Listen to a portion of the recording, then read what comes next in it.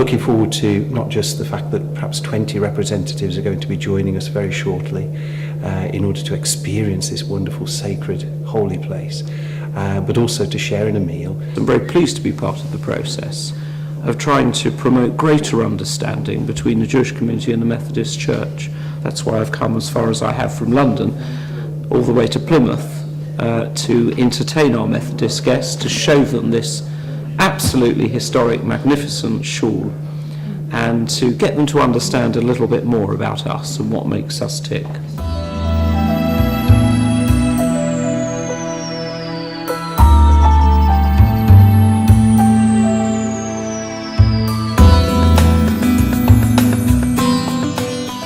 Tonight, we wanted to give you a taste, an introduction to the Jewish Sabbath.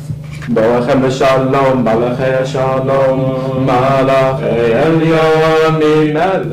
hope that the Sabbath experience, which you've had some, just has given you a touch of what it means to be a Jew.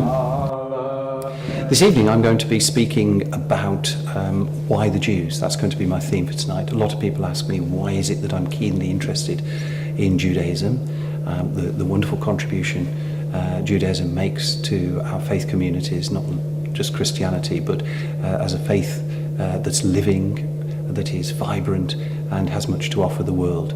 I also want to address the issue of why I'm so keen on maintaining a memory of the Holocaust.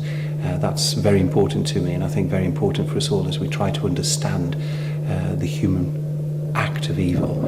And if we can't understand the Holocaust, or at least begin to get to grips with the Holocaust, then we're less likely to understand other acts of evil. And then thirdly, I want to ask the question, why Israel? Why am I keenly interested in a dual narrative on Israel-Palestine? Why it is that I want to challenge the single narrative that is so often dripped out through the media, and in particular the Christian Church, not least the Methodist Church, of which I'm part. The importance of a dual narrative. The importance of hearing the pain of two sides, and I want God's people to live in peace. And if we're to love one another, then we must hear one another. The Jewish community values deeply its relations with the Methodist Church, as we do all other faiths in Britain.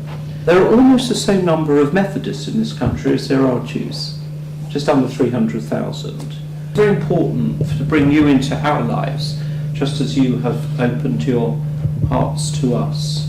My hope is that our dialogue will not just continue but flourish.